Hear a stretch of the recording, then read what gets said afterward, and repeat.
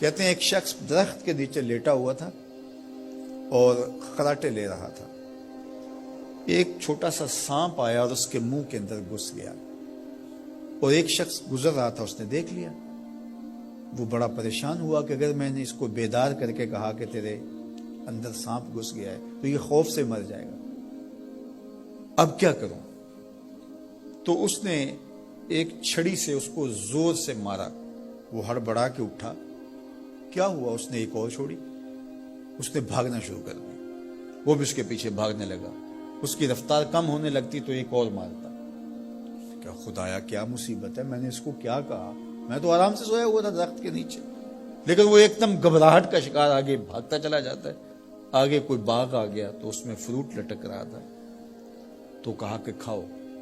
عجیب آدمی ہے، مارتا ہے اور کہتا ہے کھاؤ. اس نے کھایا. کہا اور کھاؤ. اس نے کہا بابا بس میری بس ہوگی. کہا نہیں اور کھاؤ. اس نے اور کھایا. ساتھ جو ہے وہ پانی کا کنواں تھا. کہا یہاں سے پانی پیو. اس نے تھوڑا سا پانی پیا. اس نے زور سے ڈنڈا مارا اور پیو. اس نے اور پی لیا. رومی کہتے ہیں کہ وہ بندہ بڑا حیران کہ عجیب میرا دشمن ہے، کبھی مارتا ہے، کبھی پھل کھلاتا ہے، کبھی پانی پلاتا ہے. اس نے کہا میرے سے اور نہیں پیا جاتا. اس نے کہا پیتا ہے کہ نہیں، ایک اور چھوڑی. تو اس نے اور پانی پی لیا. کہا چلو دوڑو. جب بندے نے کچھ کھایا ہو تازہ تازہ اور دوڑے تو پھر جو حالت ہوتی ہے وہ آپ سے مخفی نہیں ہے. تو پھر دوڑنے لگا. تو آگے جب گیا تو کوئی ٹھوکر لگ گئی. پانی پیا تھا بھرپور اور فروٹ کھایا تھا اور پہلے بھی دوڑ بھاگ کے آیا تھا، اب بھی دوڑنا شروع کر دیا. اور پیچھے سے جو ہے وہ ہاتھ میں ڈنڈا پکڑا اور وہ رحم کاری نہیں رہا.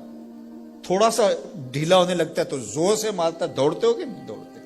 تو ٹھوکر لگی، گرا. ساتھ ہی کہہ آئی اور سانپ نکل کے باہر آ گیا اور وہ لہراتا ہوا جا رہا تھا. اس نے اس کو پکڑ کے سینے سے لگا لیا. کہا میں تیرا دشمن نہیں تھا لیکن تیرا علاج یہی تھا.